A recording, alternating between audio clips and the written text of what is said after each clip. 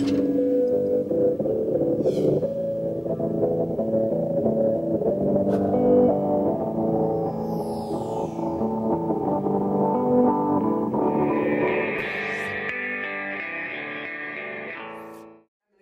meeting to order.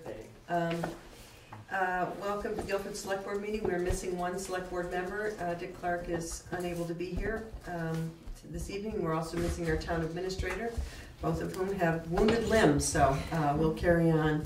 And first item of business is recognition of public. I believe everybody is signed in. Thank you all for being here.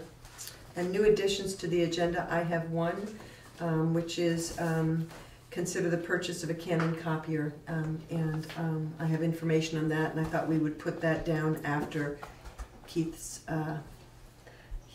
Sheriff's Service item on the agenda. So next item is the approval of minutes. Minutes, starting with minutes for June 8th. Everybody get a chance to look at them? There are no changes to the agenda order, correct? Correct. Well, yeah, no, just the addition. Okay. Yeah. I approve some minutes of June 8th. I move that we approve the minutes of June 8th. Second. All in favor? Aye. Okay. Get those signed. And then also the auditors, in doing their review, I found apparently evidence that we, the old select board, had not approved minutes from our 10/29 meeting about the Green River alternatives analysis, which was a work session. Yeah, and as well as the a very quick meeting we had, then that was a special meeting, excuse me, Sheila, on November 3rd. So I'm just going to ask Troy if he'll make a motion, because he and I were the only ones. You guys can't move on that one. So moved. So they approve both those minutes for October 29th and November 3rd. Second, all in favor? Aye. Aye. So we'll sign them. Still don't know how that happened, but Yeah, I don't either. Possibility. I can make a guess. It was kind of a time of transition. That's all. So we'll just, and then the minutes, yes, they're going to go in like. That's Okay, great.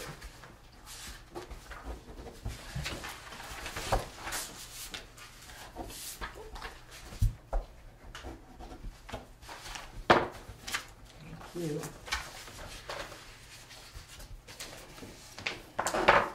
Okay, next item of business is the opening of bids for the Guilford Free Library Improvement Project. We received a bid, just one. I think she sent out invitation to bid. She sent it out to at least 5 people. Four. Yeah. Oh, that's about right. Yeah. And so I guess it's a busy time of year. I'll open this bid and read it, and then we can have a motion to accept it. This bid is from Matheson Hume, and the total that they are estimating is $19,207, and the time that they are anticipating doing this, well, they say estimate, they submitted the estimate in June. I'm not sure if I don't see a timeline on this.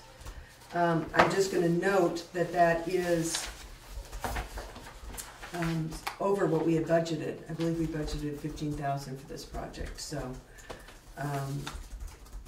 I think we can, we can approve that, but we need to just be aware that that's over the amount that we had budgeted. So, is there a bid deadline? Bid deadline was the 18th. Bid opening was on tonight. Yeah. At 6:35. Yeah. Yeah. So we just didn't get. No, we did not put a bid a time when the work would be completed. Right. Started or completed. On the bid. On the bid. Do you know if Becky's had a chance to follow up with anybody to find out if they're... Well, I see her notes on here, and it appears to me that she did, she's got check marks. I think she did. She posted it on the web, town office, Grange, library, Bridge, Guilford Country Store, and email on the library's email. Yeah. Do we have an idea of where we're going to get the additional? No, I mean Monies that's there are some options, but I'm not. I think those options are. He says options: attic insulation, add $2,500, and I'm assuming that is beyond. And there's a new window, add $808. So.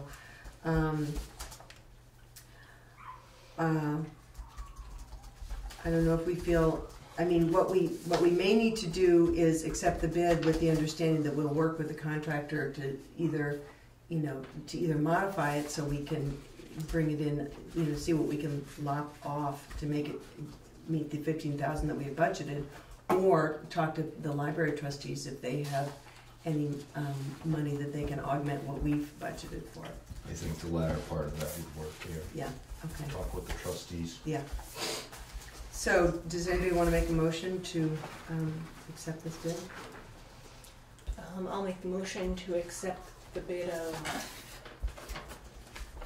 Mathis Hume Builders for the floor repair and installation at the Guilford Free Library, with the understanding that we will discuss this with the library trustees as far as finding additional monies Right. for the construction repair. Second. Any discussion? All in favor? Aye. Aye. Okay. Get back in here.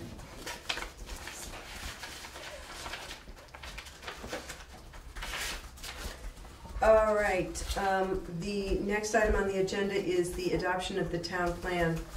And just for those few of you who weren't here at 6 o'clock, we did have the last public hearing. The select board has had an opportunity to give input to the planning commission. There have been at least a couple, 2 or 3 public hearings. Requisite number. Yes, and I just am waiting for a motion from a select board member to approve and adopt the plan as presented to us, as amended, I guess we would say, because we. I move that we accept the 2015-2020 town plan, approve the 2015-2020 town plan as amended by the select board in the June 8th meeting. Is there a second? Second? All in favor? Aye. Aye. I want to thank the planning commission. You guys did great work. You worked really hard, and it seemed like you had really excellent discussions and were really thorough and thoughtful.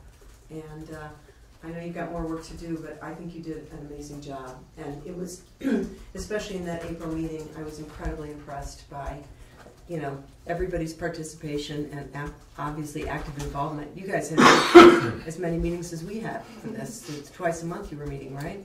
Yeah. So thank you all very, very much. I wish I could say work well done.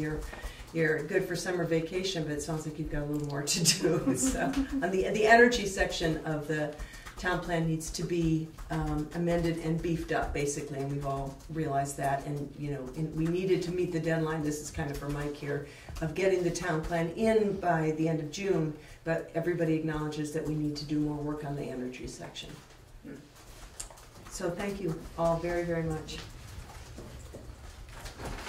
And now, Keith, you're up. Thank you for being here.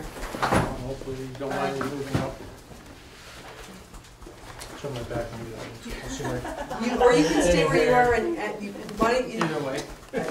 Can you turn around? Yeah, you can sit over there. There you go. I know how I was much... trying to show you my best side. Let me just, before you go on, I just want to be sure, there's nothing we have to sign for this town plan piece, right? No, I don't think there is. No, okay, great. I think we just had a... Yeah, okay, great. Thanks, Keith, for being here. Oh, Appreciate not a it. problem. Thanks for reaching out. Thank you. I guess I'll start off by making the assumption, and you'd think after this many years in law enforcement I've learned not to do that, but the reason you asked me to come is because of my recent letter to the town. Same reason that other towns are reaching out to me. Yes, but there's also, we have new members of the board, and also we are trying to just make a point of, the planning commission is here. We're hoping to get the various groups, I think at the end of the month or sometime, Wyndham, the Humane Society, just introduce people to the players that, we interact with. And I appreciate that, and I've said to all the boards, since day one, anytime you'd like me to come in, just feel free to reach out. So I do appreciate that, and I think it's been a few months since I've been down here and spoken with you. And certainly haven't been here since town meeting. Congratulations to new board members, or condolences, I guess it depends on what's happening. My wife was a select board member a few years ago in Dover, and my heart goes out to you. To anybody that does it for more than one term. No, so I do appreciate that. So I am now in my 3rd term, and hopefully it continues for a couple of more, since I've got about 10.5 years to go to retirement. So if people want to plan, in about 10.5 years, I'll be done in law enforcement in Windham County. But until then, I want to continue to run this agency the best way I can, which includes being fiscally sound. As many people have been around know, a few years ago that was not the case, hence the Sheriff's Department ran into some trouble. And so as I looked at the numbers this year, I realized that many of my contracts we were undercharging because costs had gone up that I had not necessarily taken into account. We're subsidizing a little bit, which I can deal with, but this year we found some unanticipated costs, particularly around insurances and retirement. And so we are looking at some cost increases. I will tell you that you're not the only town that has reached out to me and said, look, we budgeted, we didn't anticipate an increase. I didn't anticipate asking for an increase. And so I will apologize for that. And so that's where we are today. And I will tell you, it's not just with the towns. I can tell you, I've had, I guess I will call it spirited discussion with the state about my court contract, which they wanted me to level fund. And I said, okay, what do you want me to cut? My folks deserve pay raises, my insurance costs are going up, all my costs are going up. And they're like, no, we want the same level of service at the same cost. I said, well, explain to me how that works with buying gas for the state. And they go, what do you mean? When you go to buy gas for the state cars, do you tell the gas station you want to pay the same amount per gallon that you paid 5 years ago? It doesn't work. You're going to pay what's on the meter. And so what I told the court is, I will do it for the same rate, but you're going to get less hours of coverage. And so that's what we agreed to do.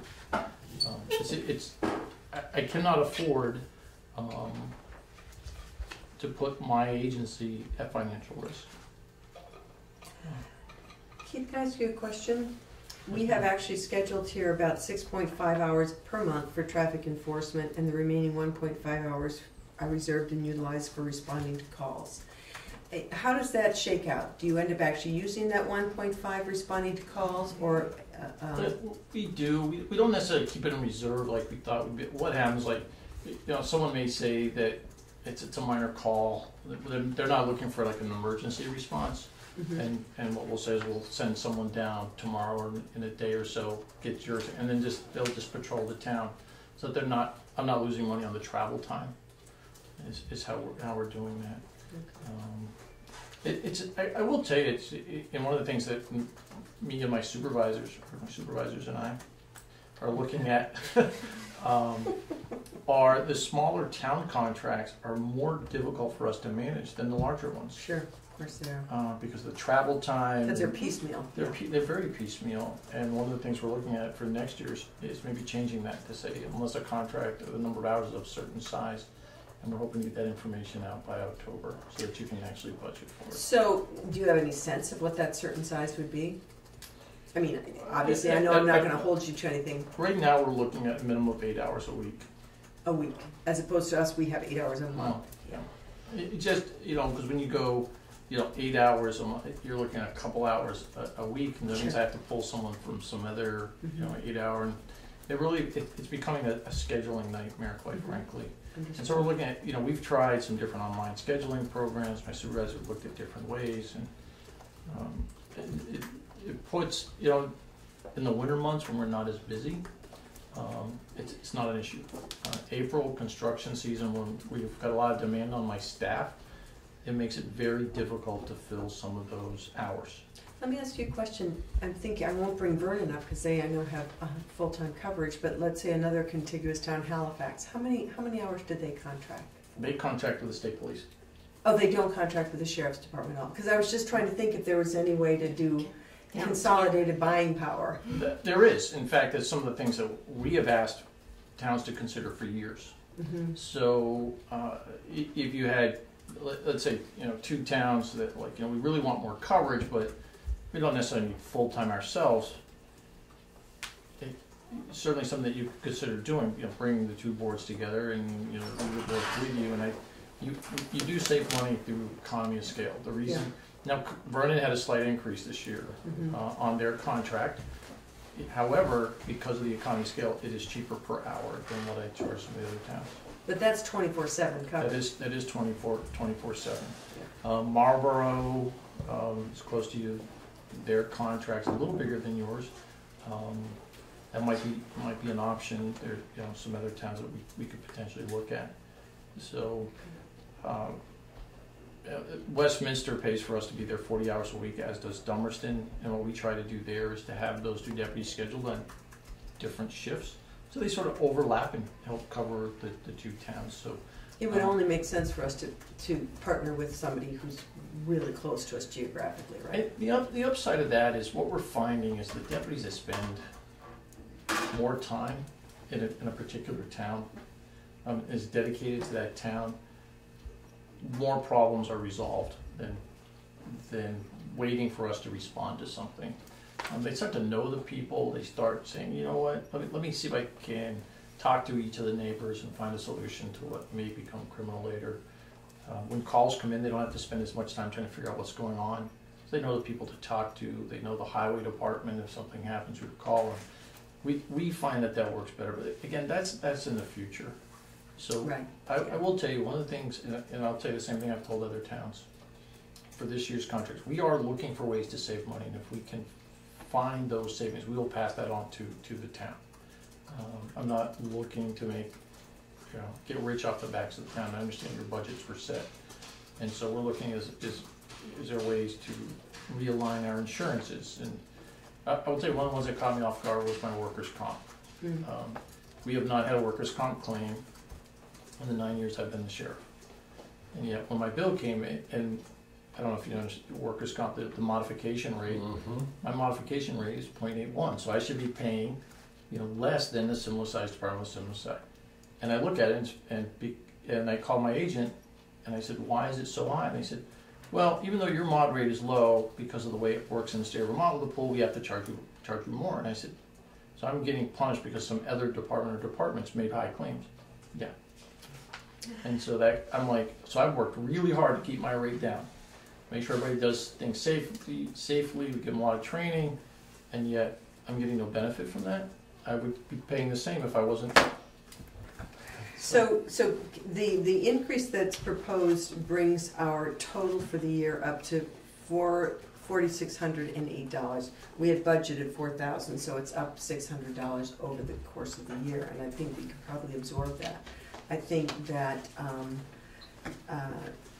you're right, it's not a great time, but I understand. Does anybody have any other questions for Keith? Or audience members have any questions? How effective do you find something like 6 to 8 hours a month? As far as just, clearly it's not going to be a greatest deterrent, but what would you recommend for a town our size to be servicing? Again, that 8 to 12 hours a week, there's a more presence, we can, gives us a little more flexibility. The deterrent factor, towns like Guilford and the discussion always been around more like traffic enforcement, getting people to slow down. We take citizen complaints very seriously. We like to be able to, so that targeted approach, if someone says, we're seeing a lot of speeding on School Street at, in the mornings. Okay, we'll come down, we'll spend some time, we'll put the radar card out. But people know that you're only going to be here a couple hours a week. And so, they do that sort of risk analysis. But I think there is some benefit. You do see some return from the traffic enforcement, from the fines. That's not our selling point. and it helps offset some of that cost. Right, we've looked at those reports. And we actually think we're even doing better there. What I'm trying to do is to put more qualified people out that have more and more experience. And when I first took over the agency, that was tough to do. I didn't have a lot of experience. People left. I'm now 9 years into it. In fact, we're actually about to start the leadership training program so that we can promote people to sergeants. I need more in the field supervisors. And before I promote them, we're going to train them instead of promoting them and then training them. Yeah. So I think it would be good. I don't know if you can get in touch with Becky via email, but I think an October meeting, it'd be great as we do move into our next budget session to brainstorm with you what we can do. And again, our goal for this summer and entering into fall, knowing that you really start your budget discussions in October, knowing that November is really the crunch, and by December you really got to finalize. Bill said, look, here's our recommendations and here's what the costs are going to be. And then I will put that in writing so surprises like this won't happen again. Yeah, no, I appreciate that. So, other questions for Keith? Do we have a motion to approve this modified contract?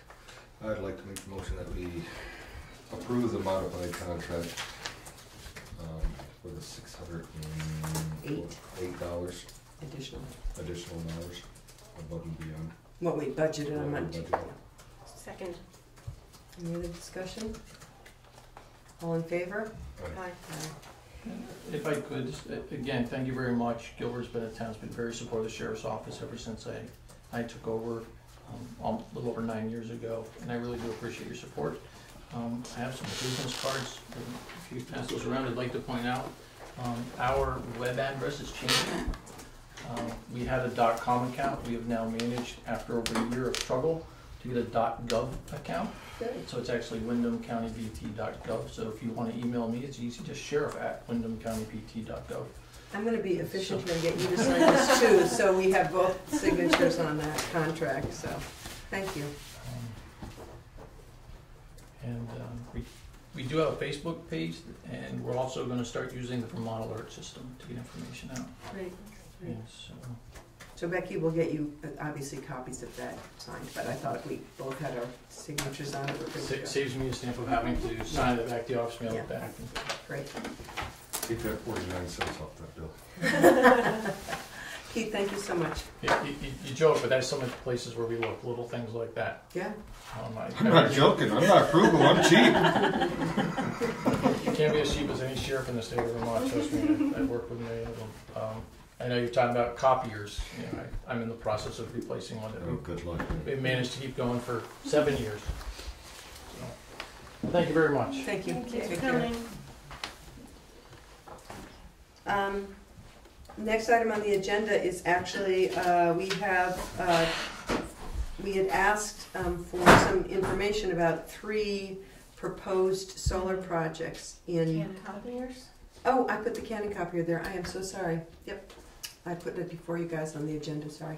So I'm just going to share information that Penny got to me, and we just talked about it. We have had a contract over the past several years with an organization called SimQuest that has been servicing our copier, but they are no longer going to be servicing Canons, which is what we have. And Penny and Pete and Becky have in fact been working with Canon Solutions America. So they are suggesting that we enter into a contract with them, but there is also they would like to purchase a new printer, and I know anybody who's been around the office enough knows that it has been a real source of a real problem. That printer specifically is on its last legs. So I asked Penny, we have 2 options. One is to lease for 48 months, one is to lease, well, for 60 months, or the other is to purchase outright. Obviously, it's cheaper to purchase it outright. You know, it occurred to me, you know, she had done a fair amount of research and was pretty happy about this.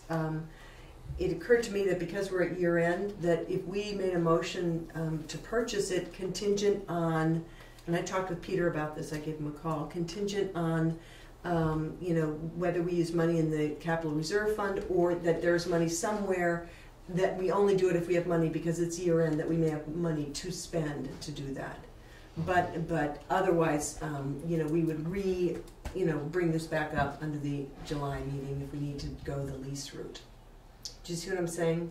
We don't have Becky here today, and Pete was at home, but I just said to, you know, I suggested to him that we do a, How did you ask Penny if they spent anything out of the equipment fund? Yeah. We have $3,500 in the equipment fund, and I didn't see anything spent out of that. But that's where I said that I didn't know that, and Peter said if Becky had been here, they could have been looking through. We have office equipment contract, but is $1,700. That would be part of this, but the other is the purchase of the computer. So office equipment, there's $1,500 there. There's, you know, they would have to do some looking to see. So I was thinking the only way we could consider purchasing is if they did a contingent on, you know, taking a look at the budgets. But because it's near the end of the year, sometimes we have money that has an account that's been underspent, that we are going to use it or lose it. I'm just looking at all of our line items. Becky gives me this is 2 weeks old, but she gives me the percentage that we've actually spent of each line item. So if we're looking at office supplies, $3,500, we've spent 51% of that as of 2 weeks ago. Office equipment, we had $1,500, we spent 116% of that. Okay, so we're overspent. We've also overspent on our office equipment contract. That's and that's from the repairs on this stuff. Yeah. Well, yeah.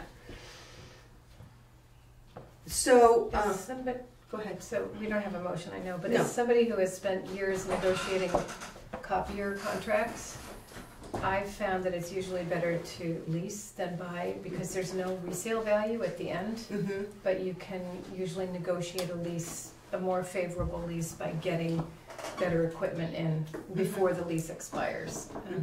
Is there a deadline by which we need to either sort of That's what renew the old lease or get on a new lease? We're not going to renew the old. Right. We No, don't they're have just an not, old. not they're doing not Canvas. servicing Canvas Yeah. anymore. We need to have a new contract with the new service provider. That's one thing.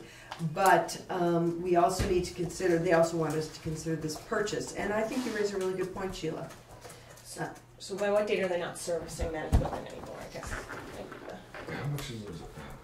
That's 108 And I guess how much does the copier cost? $4,487, and 48 months at $127.79, or 16 months at $108.09.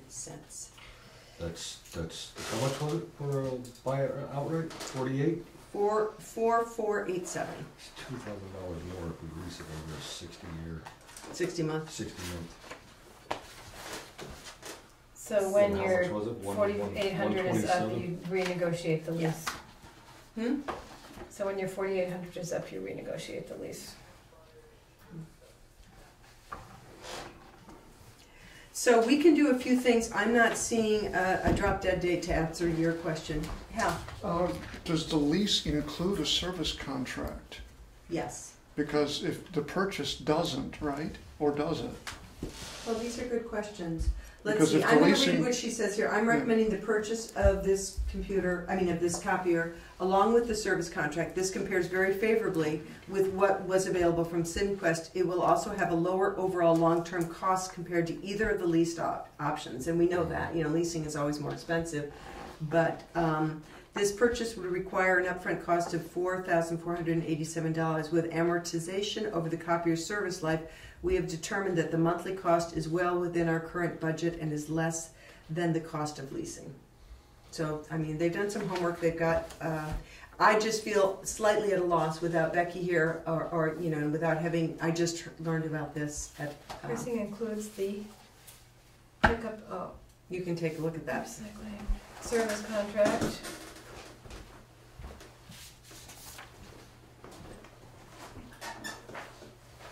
Yeah, the service contract is included in the lease It's going to be price. something that made a difference in the long-term cost. And you know, put your thinking cap on also because the idea that was presented to me was that old copier is still kind of limping along. We might, sell it to an organization for $1, like Guilford Cares, or the Grange, or some organization that might be able to use a copier. It's slow, a pain in the neck. How's that for an advertisement? I'll just jump right up and buy it. Sold, give me the $1.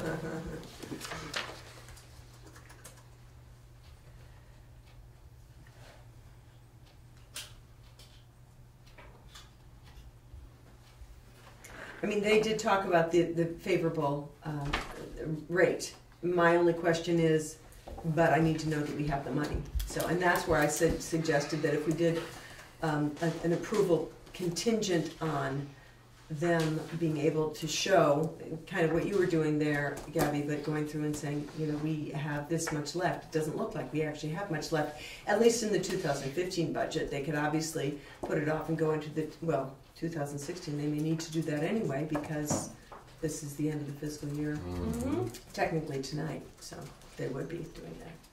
So with that in mind, we have, this next year's money, but that would go through it all pretty. Office supplies, $3,500.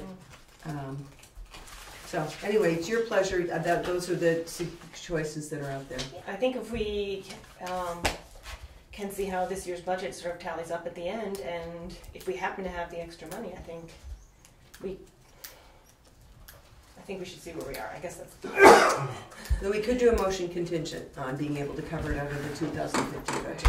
I mean, I guess I'd sort of like to see where the budget is and where we are, because we still sort of have those fire hydrants. It's $9,000. It's sort of pending. We have, Right. Although it looks like they're not going to be part of this fiscal year. Doesn't look like it. We haven't gotten any bills from that. No, so they will not. So. I mean, we can table this, but what we don't know is if they're waiting with bated breath. But they just presented this to us tonight, so I don't think they can be waiting with, There's usually a date. There's a date, which is May 12th. This is the thing from Penny is June 22nd. So I believe that they got this quote from Canon on May 12th, and they've been negotiating or studying or whatever. It could be. Yeah. What would you like to do with this? Okay, I'll do it. I would like to make the motion that we accept this on the contingency that they can show proof that there is money left over out of this year's budget. Out of the 15 budget to the 15-year budget to cover it. And if obviously if not, they'll come back to us and we'll look at it with a 2016 lens. Correct. Seconded. Discussion? All in favor? Aye. I like those little curveballs thrown in at the last minute. Curveball, that was a sinker. Yeah. So thank you, solar people, for waiting. The next item on the agenda is solar projects. We have Peter Thorell here to talk from Silverin. Talk about, hi Peter, the two projects, one in Guilford Center Road and one in Kirsheimer Drive. And we did a tiniest look at these last meeting, but wanted to hear more from you. Okay. Do you have questions, or do you want me to just describe the projects in general? I think that would be a good way to start, and that might generate some questions. Okay. So there are two projects, both on property of the Jonases. One of them is owned by a trust, and the other is owned by the Jonases directly. So the 708 Guilford Center Road will be a 150 kilowatt project on about a half an acre of land. Can you repeat that? Mm-hmm. 150 kilowatt on about a half an acre, a little more than a half an acre of land. And that will be essentially invisible from Guilford Center Road. There will still be some trees, as far as I understand, along the road. They're clearing trees now for putting in that installation. Who's clearing? Sorry? What? Who's clearing? You said they're clearing the trees. Will Jonas is having the trees cleared. I don't know who he's having do that. So the owner's having the trees cleared? Yeah. Peter, explain to me, this is 150, you said, kilowatts? Mm-hmm. And, you know, what do we as a select board have in terms of opportunity for input or feedback or no, don't do it, any of those kinds of things? What are our limits of our... My understanding is that you and the Planning Commission are notified of our intention, and you are, I don't know the legal term, but you are parties to the Public Service Board process. You're invited to comment to the Public Service Board. Again, the Public Service Board has its own criteria for saying yes or no to these projects. But for instance, if the town said, this project is contrary to the town plan, they would take that very seriously. If you came and said, somebody on the select board doesn't like the way solar panels look, they probably wouldn't take that as seriously. They've already decided that the aesthetic considerations will have to be handled, but they have a set of rules for dealing with that. And they being the Public Service The Public Service Board, yeah. Those are called the Quechee Accords, and they were set up years ago that sort of say that in order to stop a solar project or a renewable energy project, it has to create a general, an adverse condition that's generally held in the community. And there's not one person can't object, but if the community objected, and certainly if the select board objected, then that would be taken very seriously by the Public Service Board. So does the Public Service Board have a hearing, or just they accept testimony sort of over a course of time? They accept testimony over a course of time. I'm not a lawyer. I can't give you legal answers to this. Our experience has been that the Public Service Board approves projects unless there's an objection. So they throw out a widespread net to find out who objects. Now, for the larger project, so for the 150 kilowatt project, there's a different standard. They throw out a wide net, and if no one objects, they approve it.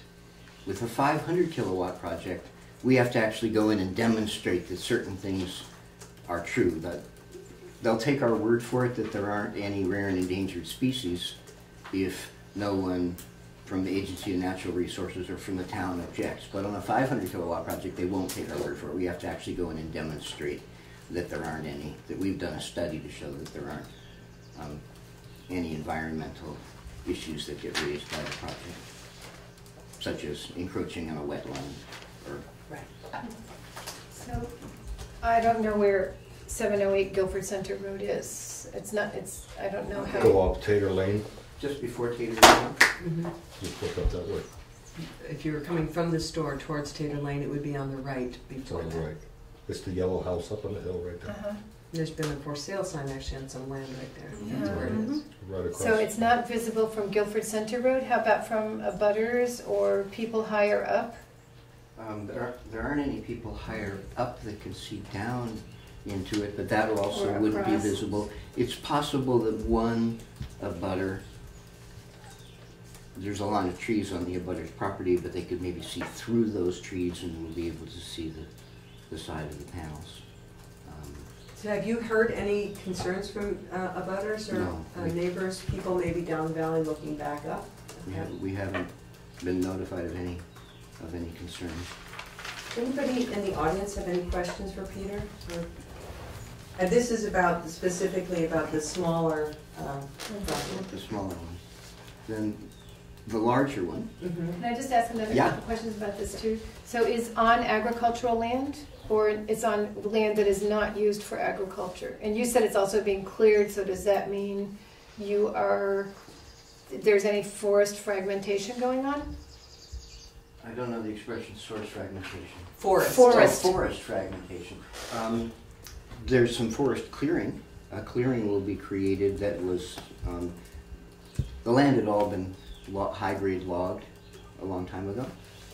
So there are, scrubby hemlocks on the land, and along the edge there are some smaller cherry trees. So they'll be harvested for their wood, and the hemlocks will be taken for firewood. But as I said, it'll be, a half an acre that the solar project will cover. Now, I think the only trees that are being taken down, Sheila, is where you go up into the land. It's being widened. Yeah, there's a It used road to there be- already. Yeah, it just used to be wide enough for a tractor and a hay wagon to go up and down through there. Yeah. I think that's the only area that's being cleared. Where they're actually putting it is it's cleared fields as it Yeah, is. it's up that field. Well, there are two projects. One of them will actually go down lower in the wooded area. Right. Is And that the then smaller that's the one? That's the That's the smaller smaller, one. that's the half-acre one. Then the larger one will be up in the field. Up in the field, up to the top. Oh, But on the same property. Well, Where it it's used not- to slide, where it used to go sledding. Uh-huh. Yeah, it could be a good sledding spot. Maybe I'll go to the public service board and tell them I go sledding there once a year. Well, you can still sled around the edge. We'll Um, create a sled path for you. So Peter, why don't you go ahead and talk a little bit about the Oh, I larger just- one? Sorry, I Go just had ahead, one. Gavin. Are the two solar projects are on the same property? No, they're It's just- not. no. They're not the same property. They're separately deeded properties. held Okay, that was my by- question, yeah. They're just, yeah, They're next to each other they're then? next to each other. Okay. There we go. Are they owned by the same owner? Yes, Well, one's owned by a trust. right. Oh, okay. But the owner of one land is the trustee of the trust. Correct. So I got they're it. related ownerships, but not the same owner. All right. They won't be visible from each other. The one project up on the hill will have a row of trees on the north side bordering the forested area, so there'll be a visual barrier. That's the larger one, correct? That's the larger one, yeah. That's the top of the open field there. Right. And where's the smaller one? I assume there's a picture of it in here, maybe it's not required. In relation to this, Peter, I This don't is know, the big one right up here. the smaller one I would think would be down here off of Yes, Spring. It's right down here behind his house. And this is 500 kilowatts? Yes. The larger one? The larger one's Here 500. is a picture of the smaller one. You can see that it's in a wooded area. There's the Guilford Center Road, so this is a different orientation.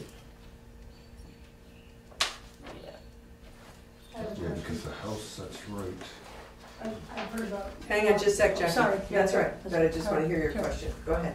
Okay, we had another presentation that we saw last week, and some of these bigger ones are fenced. Mhm. Is there plans to fence it? And I'm There- just curious. There is plans to put in a 8-foot-high welded mesh fence. It'll just be on wooden posts. It'll, from any distance, it'll be essentially invisible. But Okay, it'll be, I was wondering, is that mandatory? Is that part of a certain size, or is that the owner of the property that's asking to do it, or is that the company doing it's a complex question. Sorry, I can't give you an Okay. easy answer. it? All right. Depending on the voltage at which the system is wired, it can be required. You can do it at 600 volts or 1,000 volts. And at 1,000 volts, which is what we will do, because we have a long run to get to the utility line, so it will be required of us to fence. So is there like, is it at the tipping point, like over a certain amount, or is it like, It's so the- 1,000 you have to? Yeah, if you, Okay. there's only two ways to do it, 600 Okay. volts and 1,000 volts. And if you do a Okay. 1,000 volt system, you have to fence it. If you do a 600 volt system, there are the variety of ways that you can protect the. So that's to protect, I'm real, I don't know anything about this. Yeah. So it's to protect the, like the line that's coming out of the array of panels and going to, I know there's some kind of canisters or something for the 500, and you have to have a 3-phase wire, Mhm. is that right? So is that to protect someone from cutting it, or, I mean, is that part of the fencing? I think the fencing is to protect, I don't know, I think there's fear that if kids got on there and I'm they thinking climbed on the kids. back of I'm the thinking solar children. panels and they hung on Yeah. the wires and Yeah. they managed to break a wire and then expose the wire, it's very high voltage. There's plenty of power to kill somebody in a solar field.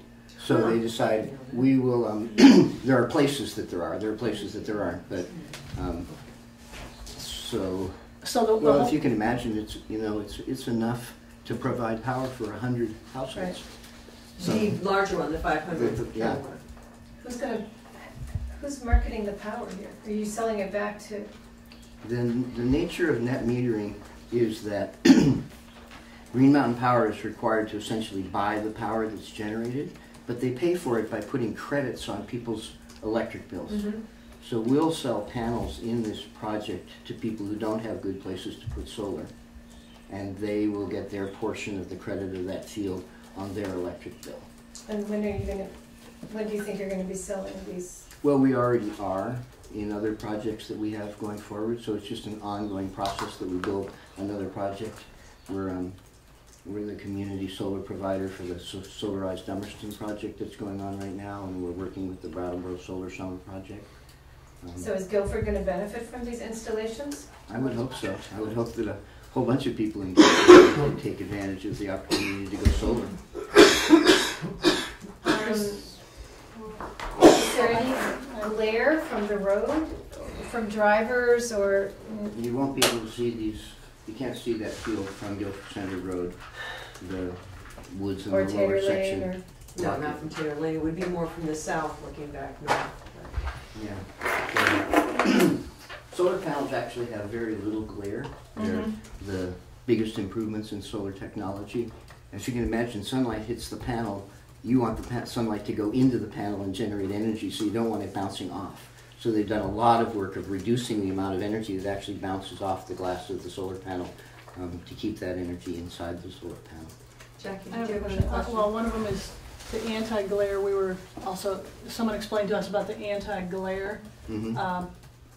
coverings or some coating. Mm-hmm. Does your company do that? If They all come, Only- solar panels come with that coating. Okay. The other question I had was, does the town benefit? In other words, how many acres is the 500? About 4. So 4. So in comparison to, I don't know if that's something that he would know, or if that, The listers, are you talking about taxable? yeah, like tax, That's interesting. like anything, I take that to the town. Or is Yeah, that, I can tell you that it,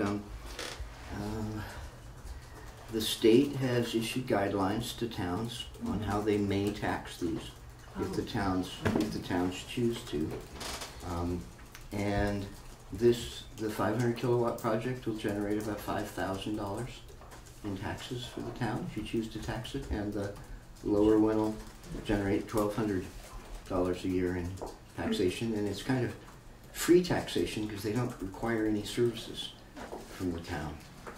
You don't have more people going to school or highways that you have to take care of. is that mandated from, you're saying a state mandate that the town can adopt, or is it, It's a state guideline. and is the landowner responsible, that's a tax that would go on their tax bill? It's a tax that would go on their tax Okay. bill, and our relationship with them is that we pay that.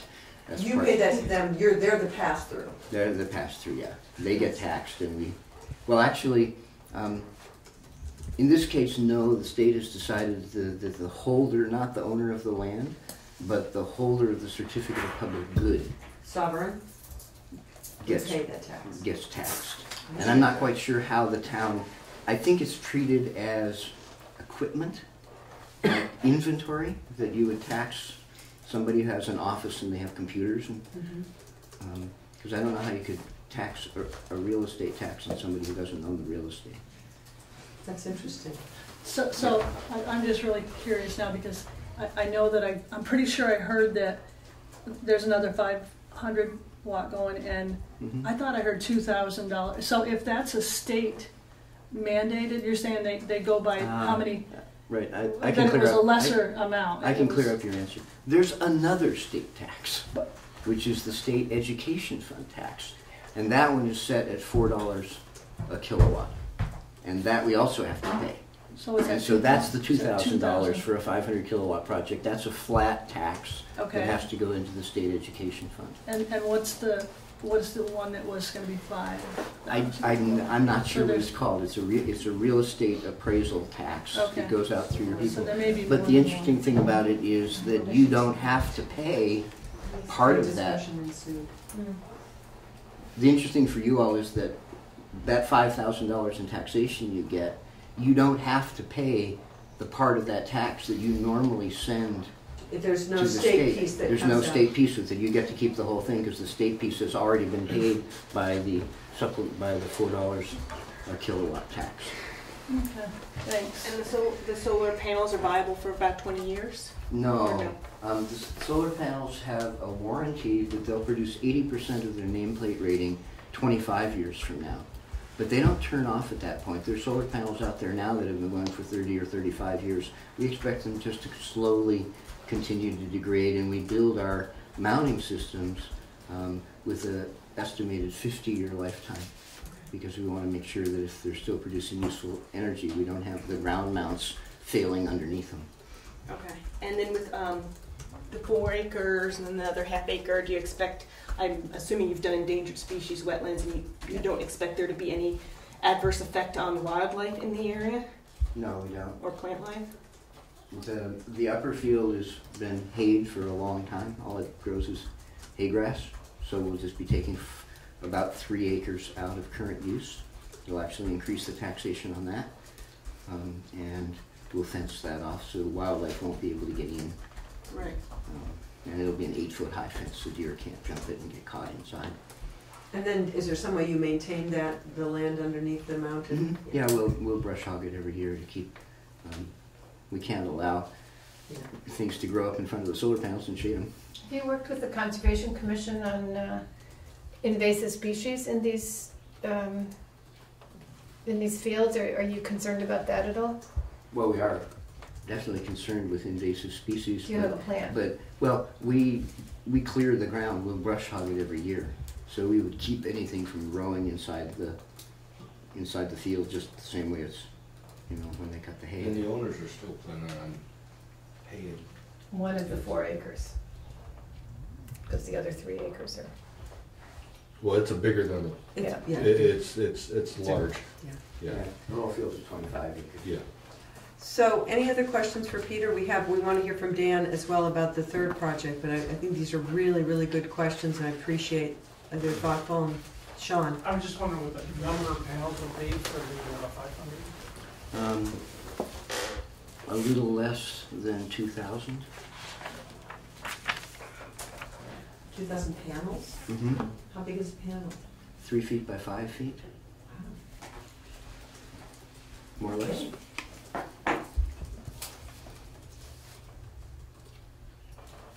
How many panels again are there on route exit 3? Exit 3, in between exit 2 and exit 3? Yeah. 8,240. Oh, thank you, Dan. There you go. I didn't see him back there. 4 times. Yeah. Would be about this one. There's a lot of panels still, Yeah. 25% of that.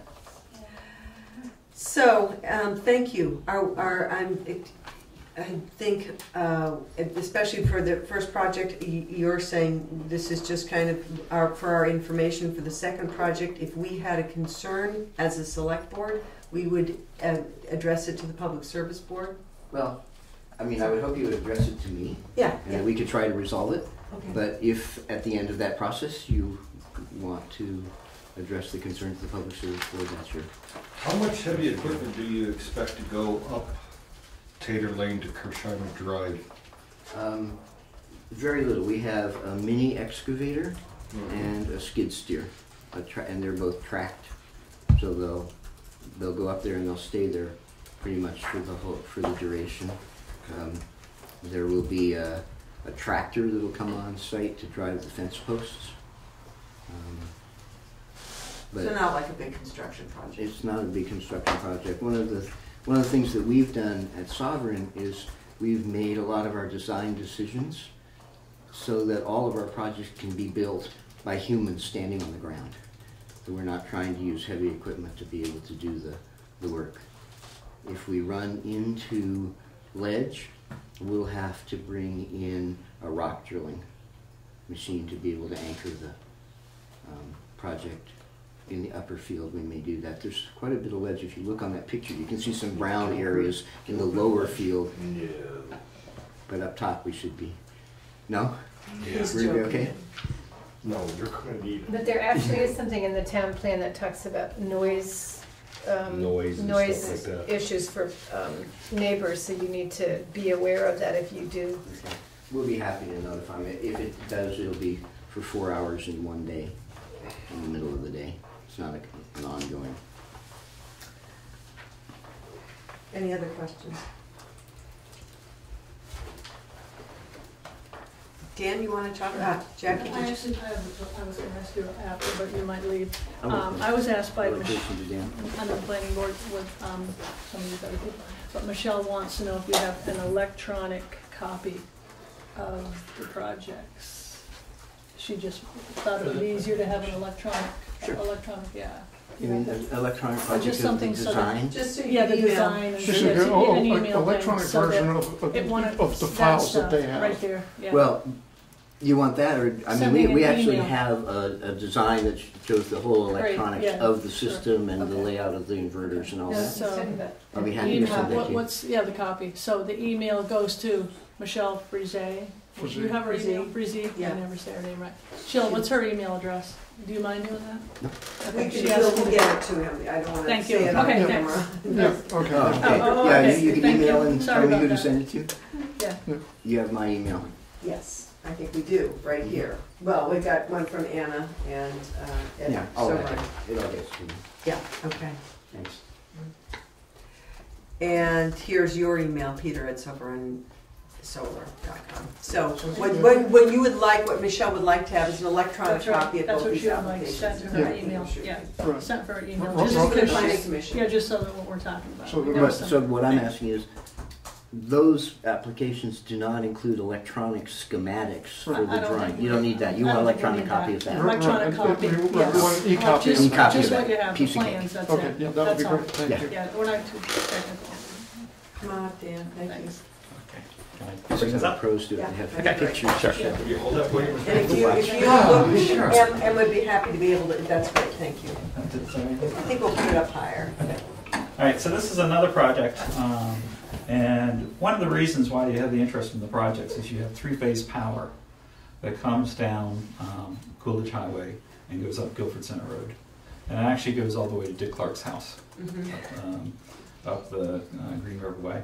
So anyhow, when you get to projects like this, you need three-phase power for it. So that's why the interest. Tell me what three-phase power means. You So you know have what three you're- legs. You have three legs coming in. That's right. You know you have one leg coming into your house? Yeah, You got three of those. okay. And you really identify it on the poles by seeing the three lines Oh. rather than two lines. Yeah, look on top. So it lets more power through. Yeah, okay. Yes. So anyhow, this project, we were actually looking originally, and we were calling it to be the project on 120 Tinker Hill Road. We've changed that after talking to the abutters and people on Tinker Hill Road. So this project is right next to the Blanchard Cemetery, so across from where Weatherhead Hollow comes in. The land is currently owned by Chester and Marjorie Evans, and and my wife are buying a piece from them. So it's being actually surveyed next week. You're buying the piece in order to put the solar on it? Correct. I got it. So, so it'll be Powersmith. So just so I understand, is it, if you think of Blanchard Cemetery, is it towards the Evans Farm or the other direction I'm gonna All right, so west of so it? if you're heading from Chester and Margie Evans towards Weatherhead Hollow Road, Uh-huh, you know you've got that sort of wicked turn Yeah. there, fairly steep here. You'll see the sign, the white sign for the Blanchard Cemetery, and then Tinker Hill Road. so it's kind of to the east of this cemetery? Right. Yeah, okay. So when I originally looked at this, I have to say that, and when you see in the the 45-day letter, is access was going to go through Tinker Hill Road. After going back up there, after talking to butters and people there, it makes no sense whatsoever. So went back to Chester, Marjorie Evans, and we're actually getting an easement through their farmyard and back through the field and back that way. Oh, nice. So we're not going to be impacting Tinker Hill Road at all. So no construction, nothing there. And in so fact, that big field on Tinker Hill Road, that's not where this is? Oh, there are many hills. There are many fields back there. Right. You know, multiple fields back This is So- actually. I'm just trying to figure out which one this is. All right, in. so here's Chester and Marjorie Evans Yeah, going around. Here's Tinker Hill Road. Here's Weatherhead Hollow Road. Here's the Blanchard Cemetery. right, All right, there's a paid field here. yeah. The field that we're talking about is actually this field. Oh, I know that field. Yeah. Okay. So, and also another thing that I got corrected talking to the abutters and local landowners is in our 45-day letter, we talk about this being not used for 30 years. Actually, it's been about 10 years as been used. Now, it is filled with multiflora rosa, Right. Yeah. but I was more interested in that because I didn't want to impact active agricultural land. So anyhow, with this, we'll be looking at our interconnect down on Guilford Center Road. And that interconnect will just be on a pole, and it'll be three of those cans that you talked about, which are transformers. And Green Mountain Power will actually own that, and that's the only access they need relative to getting for Where's the anything apple on this. orchard? Is that part of the apple orchard there that? No, Okay. no, there's one lonely apple tree up there, Yeah. but that's about it on the north side. So what we're looking at is this area here, which actually has a nice southeast face to it. And what I like about it is it's steep here, and then there's this nice plateau that has a gentle rise to it. It's got very good solar exposure. Relative to seeing other houses, there are a couple houses that will see it. Dave Clark from some of his areas can see it. Down Weatherhead Hollow Road, Tucky Houghton's old house, you can actually look up there. But the panels themselves, you know, at the very back end of them will only be about 8 feet tall. So these are not the big solar trackers that you see now and then. So these will be mounted on the ground. We'll have about 42 to 48 inches on the front because I actually want to be able to put sheep in here, so for maintenance. They're about 8 feet tall in the back. So what we're looking at is we're looking at about 18 rows of these solar systems, and we're probably talking about 2,000, 2,100 panels in total. I'm one of those property owners that Peter was talking about, where it's like one member of the select board who lives over here that looks that way. So I'm kind of like interested in when you're looking back from the south, what you're going to see. But I don't think you're going to be able to see no, very I think much that's of why. it at all. Yeah. I don't mean, think so. Based we on did a walkthrough on, so I met with the planning commission on Wednesday, Yeah. went through actually about why you're looking at solar projects. right. One thing that you should all realize, the planning commission and the select board, is with the new legislation, not only are there new setbacks, so it's for a size project like this, it's 100 feet from a road, a municipal or state road, and 50 feet on any property line. But more importantly for me is that any municipal body, planning commission, select board, you already have party status for the section 248 proceedings. So there, you know, you hear about Act 250 all the time. This is section 248 because it's a utility. So you have party status. You don't have to file a motion to be a party. You can be involved from the very get-go for it. So we do, you know, like I said, have the multiflora rosa in here. We did brush hog here because I have the survey come in. Plus, I wanted the abutters to walk it with me and talk about it. With the multiflora rosa, we basically had two ways of getting rid of it as an invasive. One is you either use a glyphosate, which is a herbicide, or you mechanically remove it. We're going to be mechanically removing it. For sheep? No. No, we're going to pull it out by its roots. Chip it out by its roots. Yeah, and chip it up and get it out of there. Wow. And then typically we put a conservation pasture mix on. So that big project between exit 2 and 3, that's what I used there. So I was the technical director for that one. And again, with the idea of being able to put pasture sheep on that. And when I talk about pasture sheep, I'm just looking at having lambs on from the May time frame to about October, November. So when the grass is growing, basically. You want to get them started early? What was this land Depends used when the lambs are available. What was this land used for before?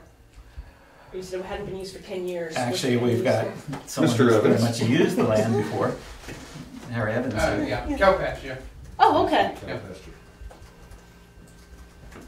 So that's what we're looking at. As Peter mentioned, there will have to be at least a 7-foot fence around. It can be the wire woven fence. We use that too with the cedar post.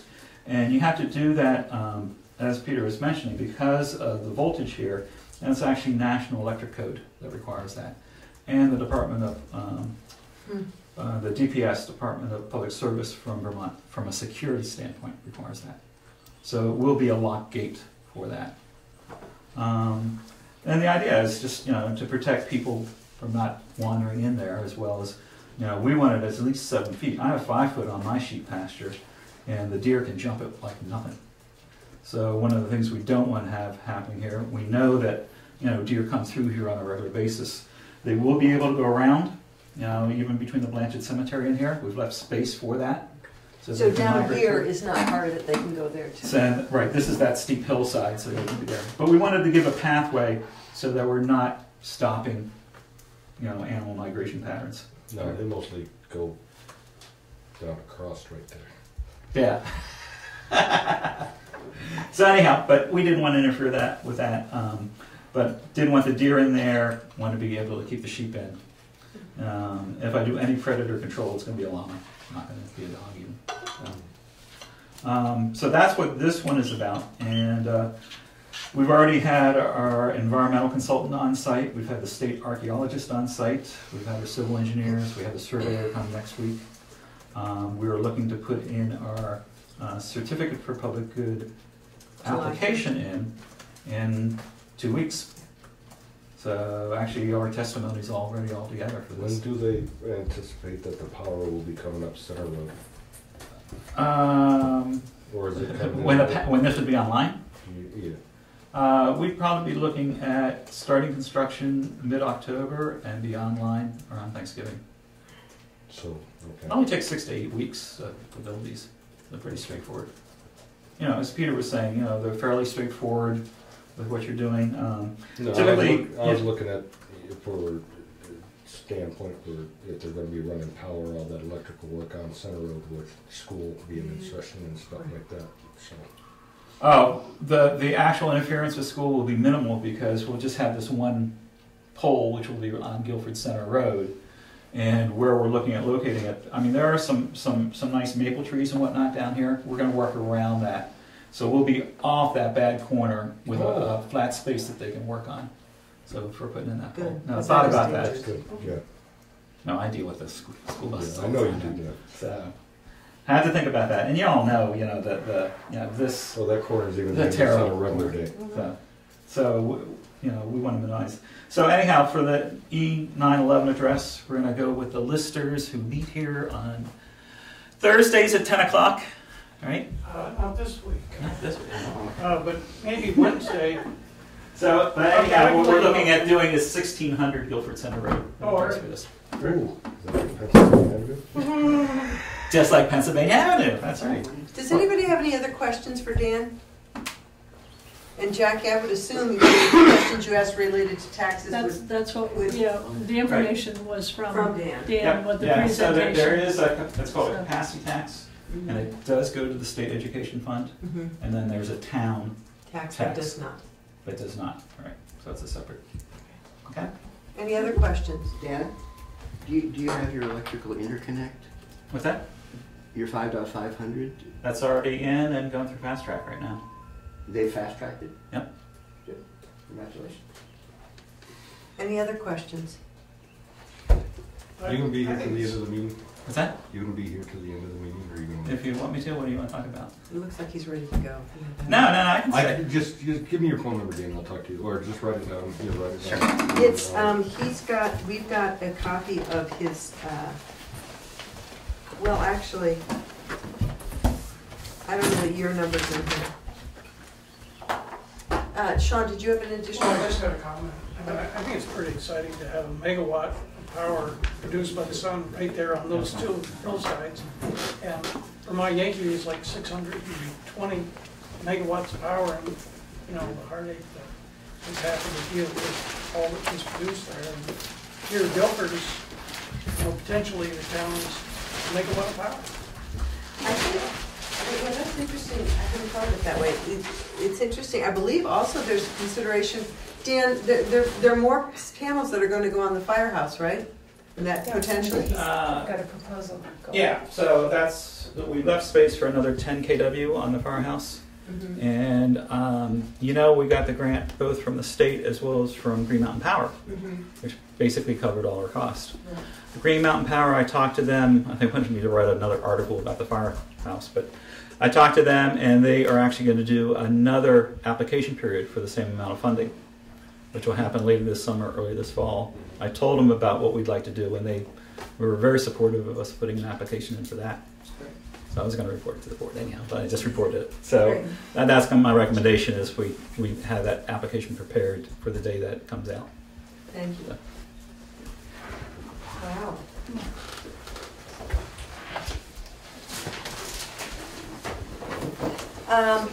Okay, the next item on the agenda is under old business, the assessing clerk appointment. And do you want a copy of this? Yes, please. Anybody want Oh, wait a minute, this is the same ones what we got. Yeah, that's, Last week. yeah, okay, good, you're all set. So, the assessing clerk position, and we did not, I believe, get a recommendation from the listers. I talked to Becky this morning, she hadn't heard anything, but she knew you were gonna be in, so do you have anything to report to us? Well, I'm a little surprised. I think that there was supposed to be a written recommendation. Yeah, she thought so too, but she hadn't gotten it. Okay, oh, I'm sorry about that. We, as you know, we put it out to bid, or out for interest. Advertised it, yeah. And we received 2 applications, and unfortunately, we weren't able to contact one individual. So it sort of came back to the original individual who had expressed interest, who has worked with the Guilford Lister Board for quite a number of years, and so that would be the recommendation of the Lister Board to hire Jeremiah Sund. Okay, so, I'm sorry, you received 2 applications, of which one was Jeremiah's Yes, and the that's other correct. person was not? We were not able to make contact with that individual. I emailed her, or the individual, and then Andy Cotton called her, and there was no response, so. I believe also in my discussions with Lisa that there was a sense that Jeremiah was the best qualified as well. From the application, I would have to concur. Because one of the big things, which maybe we didn't emphasize enough in the job search, was the comfort with Proval and NIMRIC, and Jeremiah's and Lisa have pretty good understanding of those 2 programs. So, do we, are you comfortable making a motion to appoint or to approve the hiring of Jeremiah? Any questions? I move we hire Jeremiah for the assessing clerk position. Which is a part-time position, and we I don't remember what the Yeah. specifics It's are. basically 2 days a week, Right. Tuesdays and Thursdays. 10 to 20 hours per week, Yeah. and all the terms have been, laid out already. Second? Second. All in favor? Aye. Okay, thank you, Sean, I'm glad you're here, because we did Yeah. not, Yeah, that's great. What is this sign dog? Well, we have the warrant from Walter, which we have to do. Oh, that's right, for dogs that's not Yeah. licensed. That's right. Is he gonna pick any up? Hopefully not Luna. That's all I'm saying. So yes, this is the basically warrant because there are a number of dogs, quite a large number of dogs that have not been licensed. The Holy deadline is Sanchez. what, April 1st or? Yes, May 1st. Okay, so for those of you who don't know, the dogs need to be licensed annually. And if let's just say there's a dog on that list that's not licensed and it turns out the dog has died or something, people can call the office and just say that. But these are dogs that we believe are alive and living in Guilford and are not currently holding a license. Obviously, they need to have a rabies shot and they have to show proof of that. So do you want to take a look? This really gives Walter the authority to then follow up and, pursue getting these dogs licensed with I'm not going after these people, so it's the wrong brain. Having them properly licensed. Yeah, right. I So you're think talking about impounding the dogs until? No, Okay, he has so- a procedure he will follow, which, its first step is, there's a whole, in our ordinance, there's a whole process, and it's not, you don't start by impounding, or that would be a lot of dogs in the pound. 62 to be a fact. Yeah. Any questions about Well, I can this? save him some work right now because one of them on here is no longer living in the town. So. Yeah. I'd like to make the motion that the select board sign the dog warrant for the town constable or dog officer to make the contacts what he needs to do to get these dogs licensed. And Seconded. All in favor? aye. Related, and the next item on the agenda is Wyndham County Humane Society I had been tempted to have Annie Guyon, director, come tonight, but we just had so much on our agenda, and I thought it was more than we should tackle having another person come in. So she'll be coming in later in the summer just to talk about what services the Humane Society provides us. Basically, dogs that are picked up are brought to the Humane Society, and we contract with them. Maybe you need to sign that, so do I. But at this point, we're going to put her visit off. But we did get a letter, and they're asking, their contract expires, so we need to update our contract. It is a increase, but it is small enough that I felt that we didn't need to have her in before we approved it. It's from $200 fee to $250. So I think we need a motion to approve that contract with Windham County Humane Society. But anybody have any questions, I'm happy to. And you can take a look at this if you'd like. Yeah, you've seen it. I'll make a motion to approve signing of the contract with Windham County Humane Society for the impounding of our dogs, or the town's dogs if necessary. Second. Conversation, all in favor? Aye. Okay, so that's one that needs just one signature. Just a chair. And, oops, I did it backwards, that's right. The other one, everybody has to sign, the one for Walter. Including me. All right, so Danny's not here for general highway update. And I did chat with him today. He's moving forward with the purchase of a new vehicle. In fact, he sold the old one. I signed the title over today. But I didn't think he didn't give me any other details. They're working on, it's a Carpenter Hill Road to Beaver Pond. Beaver's being a little pesky beaver.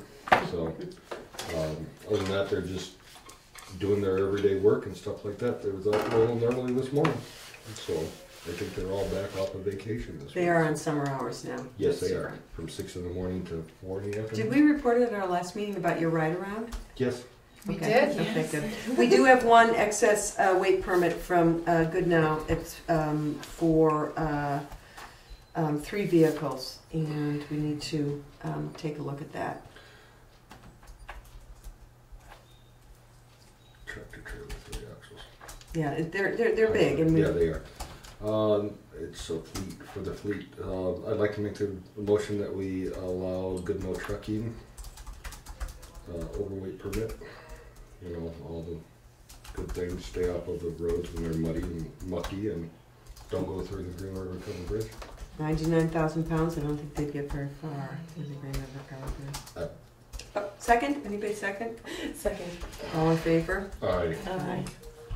You just don't know how to run that truck then. All right, so I think the next item on the agenda is finance, payroll, and expenses. I'd like to make the motion that we pay the following payroll and expenses. For payroll of $614.15 for $5,623.21. Payroll of $621.15 for $10,807.24. Warrant number 23 for $41,932.38, and warrant number 23 DP for $23.50, for a total of warrants and payrolls of $58,386.33. Everybody got a chance to look at those? Yeah. Sorry, just repeat that last number, 58,000? $386.33. Second, anybody? Second. All in favor? Aye. You have to start passing around.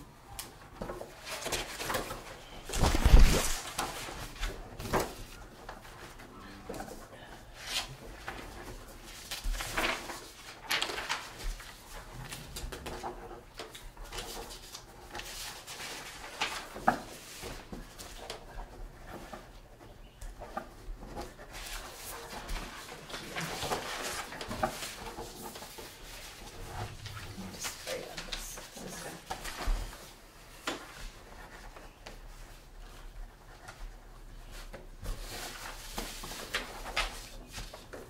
You have the other payroll down there, Gabby? Mm-hmm. Okay.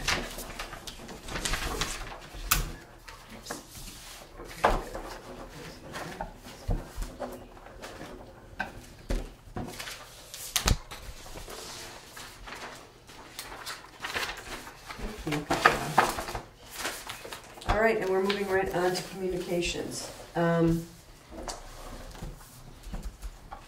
There is a newsletter, we got a newsletter relating to wastewater application fees effective July 1st.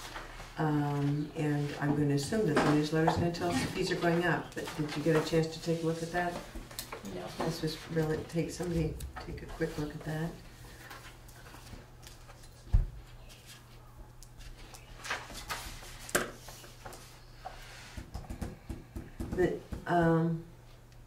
Any questions about that one? It's just informational, we don't have any action to take on that. The next communication was, we are receiving notice about a municipal park and ride grant program. If we were interested in applying for a park and ride grant or creating a facility anywhere on our land, I think if it's not on our land, then individuals would do it. We need to submit prior to August 31st, 2015. I'm going to take a look at that.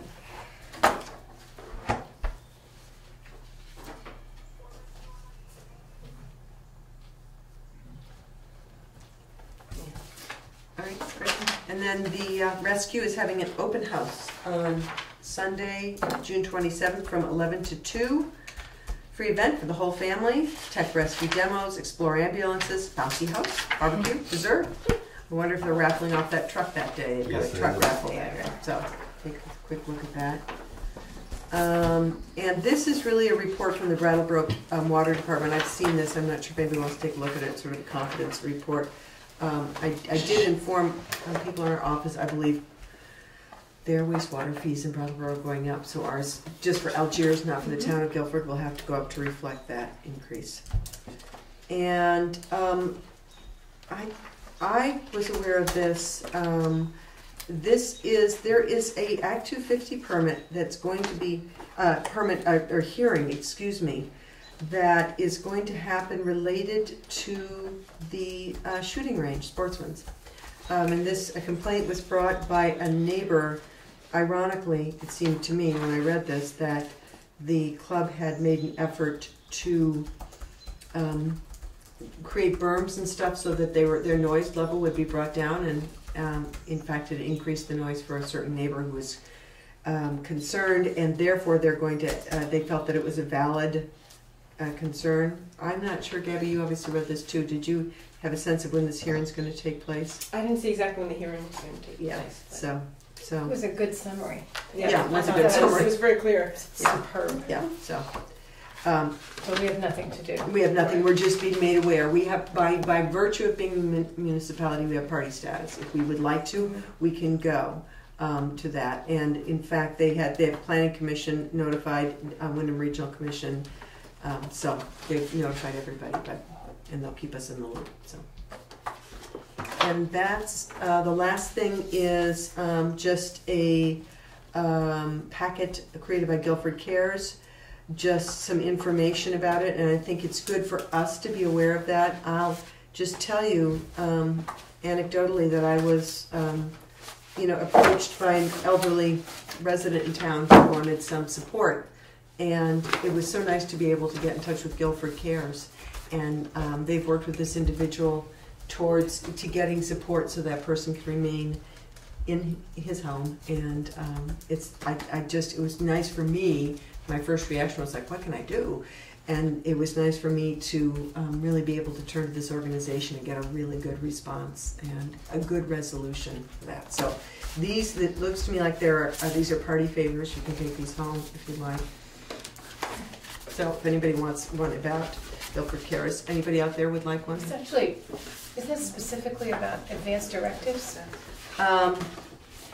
There is somewhat This in is there, all yes. about advanced directives. Okay. It's actually not just about. Oh, okay, my apologies. Yeah. Advanced Directive Life Care I think Plan. you can find a lot about Guilford Cares on the website, but this is about doing your advanced directives. Thank you, sorry, my mistake. Does everybody know what an advanced directive is? I do. Yeah. It's your, Does everybody have one? yes, I do. States in mind if I'm ever put on a machine and Right. Alex can plug it, but she can't sit there in and out and watch it. Sorry, thank you, Sheila. Any other business to come before this board? Make the motion to adjourn. At 7:54. Do I hear a second? Second. All in favor? Aye. Thank you all. Thanks for hanging in there, planning commission members.